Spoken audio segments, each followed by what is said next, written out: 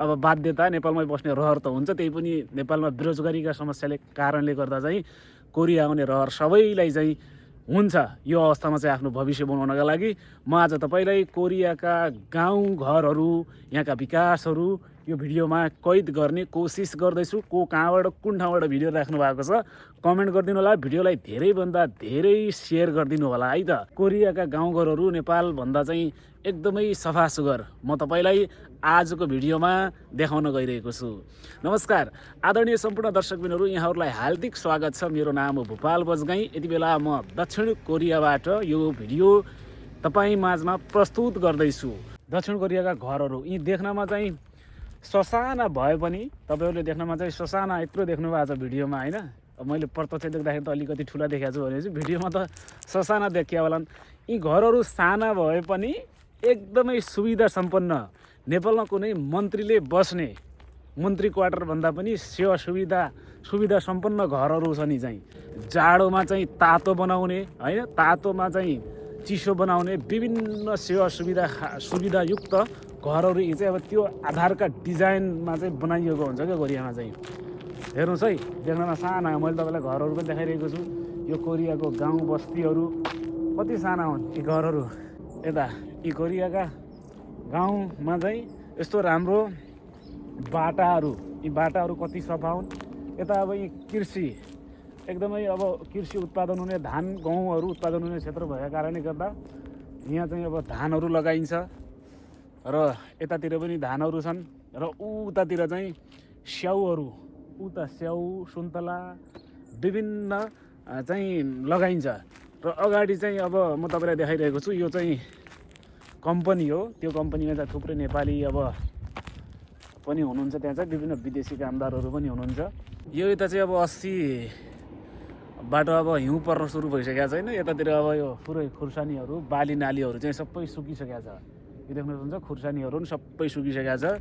कोरियाका तपाईँहरूले चाहिँ विभिन्न ठुला बिल्डिङहरू, सहरहरू मात्र देख्नुभएको होला, तर कोरियाका गाउँहरू कस्ता हुँदो रहेछन् त भनेर मलाई चाहिँ देखाउन मन लाग्यो। हुन त मैले यहाँभन्दा अगाडिको भिडियोमा पनि एउटा गाउँको भिडियो बनाएको थिएँ। त्यो चाहिँ छनाना आसानतिरको भिडियो बनाएको थियो भनेपछि यो अहिले छुङछङ फोक्दो, त्यो पनि छुङजुसी भन्ने ठाउँ, यो सिन्नी सहर नजिकै हो।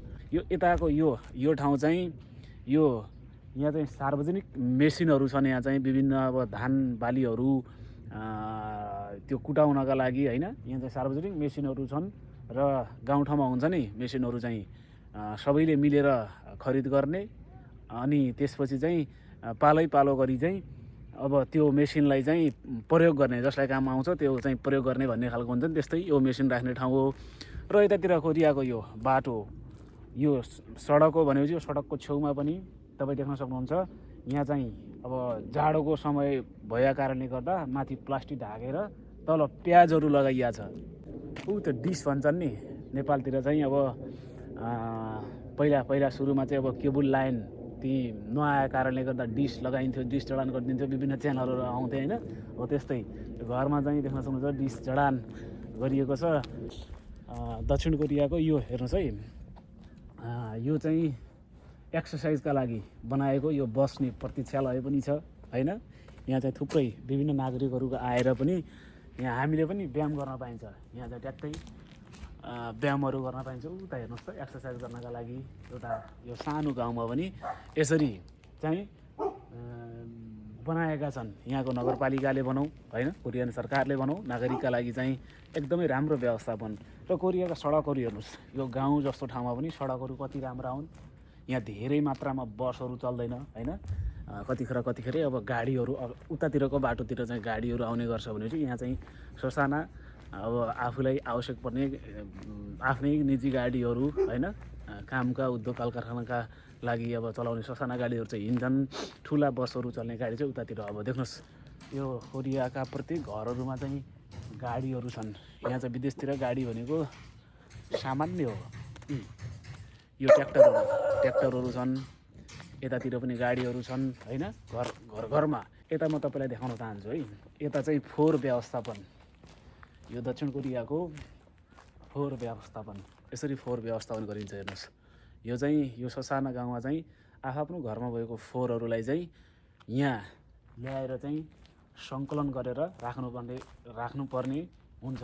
यहाँ चाहिँ अब यो प्लास्टिकका बोतलहरू, त्यसै गरी चाहिँ सिसाका बोतलहरू, कागजहरू सबै यसरी छुट्याएर राख्नुपर्ने हुन्छ। यदि चाहिँ हामीले जबरजस्ती अब यहाँ चाहिँ सिसा छुट्याएर प्लास्टिकहरू नछुट्याएर त्यत्तिकै फाल्यौँ भने हामीले जरिवाना तिर्नुपर्ने हुन्छ। यहाँ सिसी क्यामेरा पनि हुन्छ, जडान हुन्छ।